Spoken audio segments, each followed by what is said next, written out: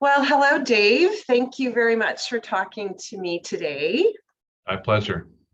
So perhaps we'll get started with introducing yourself and the organization that you work with. Okay, yeah, Dave Pettigrew. I'm the president and CEO of Harvard Western Insurance, Regina-based insurance brokerage with 9 branches and just under 100 employees.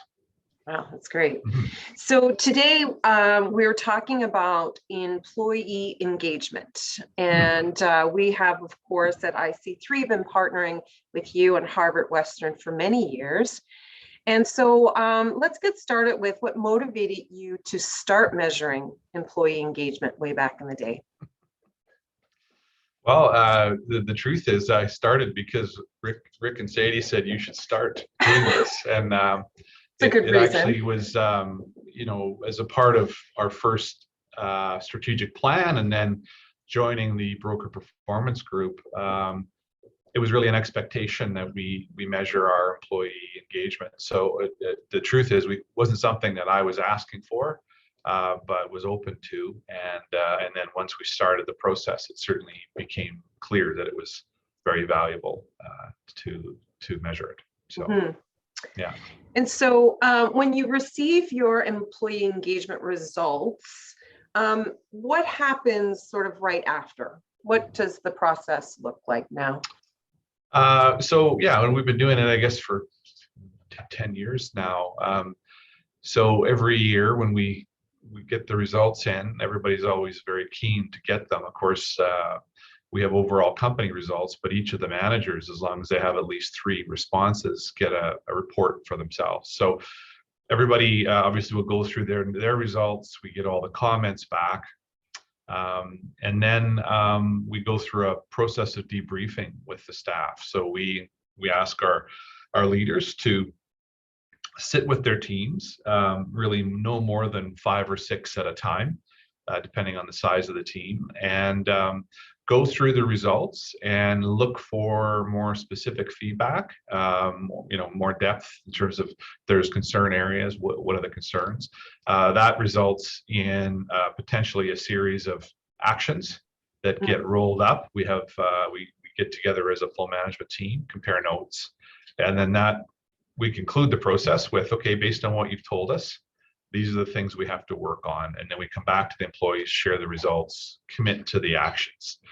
And then we hold ourselves accountable to taking those actions. So it becomes a closed loop process every year. I think it's critically important that the employees see that we are listening to them and we are taking action based on their feedback. If you're not prepared to do that, then don't start this process, because it's you're just going to make matters worse. So yeah. And I think we've all experienced completing surveys in one way or another, and that's it.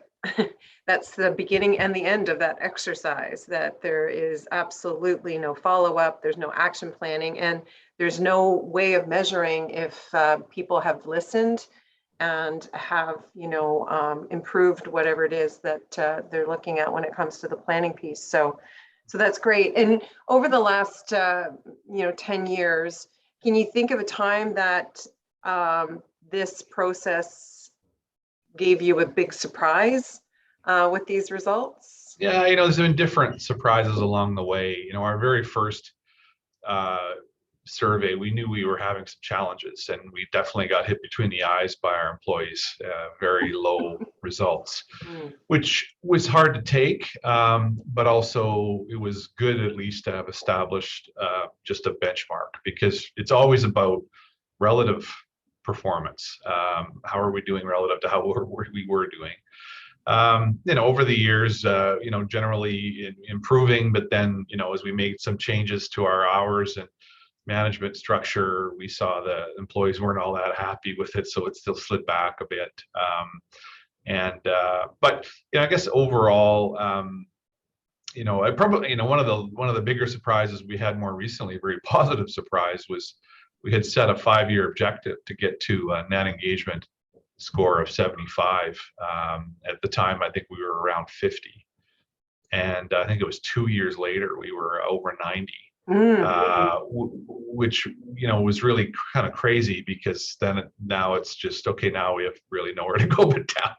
From a results perspective, the best case is to sort of tread water. But again, the scores are important, but the feedback is a more important part of the process. So that's an incredible achievement, though. Again, an enviable place that many others would like to be in, I'm sure. So when it comes to defining this as ROI as it relates to measuring employee engagement, how would you define the ROI on measuring employee engagement?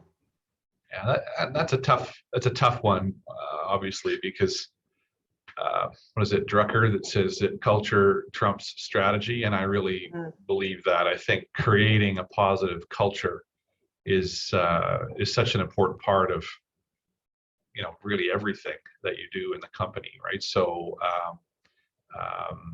now the engagement survey process was one of the several tools that we, I think, leveraged to help us along our journey to improve and create what I'm very proud of right now is a very, very strong culture.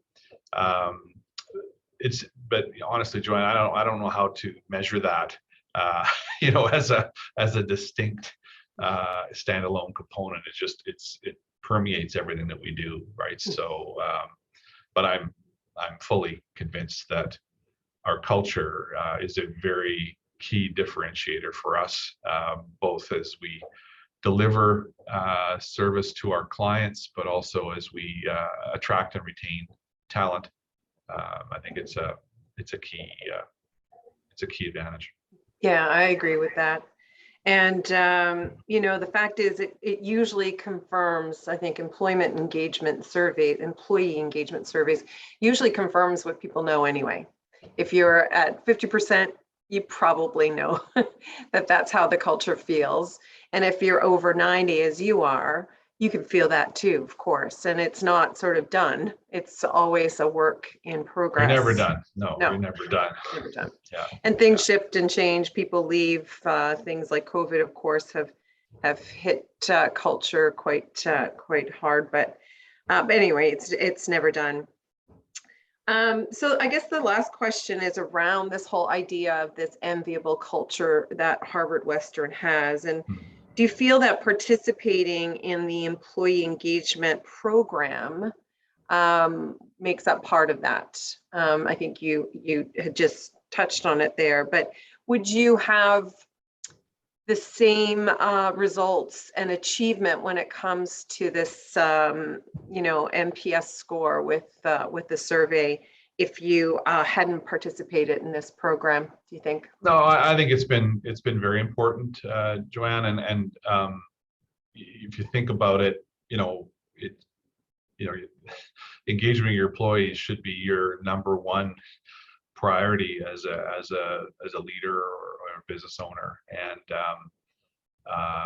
it just seems so logical now to say, well, then what are you doing to measure that, and what's your process for continuing to work on improving it, right? So as I mentioned, it's not like the engagement survey process is the only thing.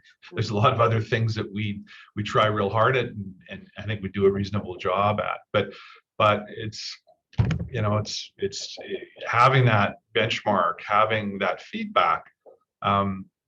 We've had leaders that have decided not to be leaders anymore based on the results they've received out of the feedback, and it's sometimes a difficult thing to go through, but without that objective measurement and the process and the feedback and the comments, I don't think we would have accomplished what we have. So I think it's critically important. Great.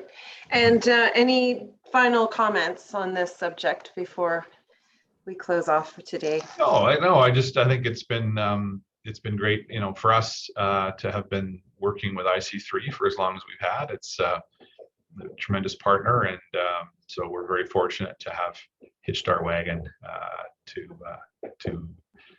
your team. Yeah, great. Well, thank you so much. I really appreciate it. My pleasure.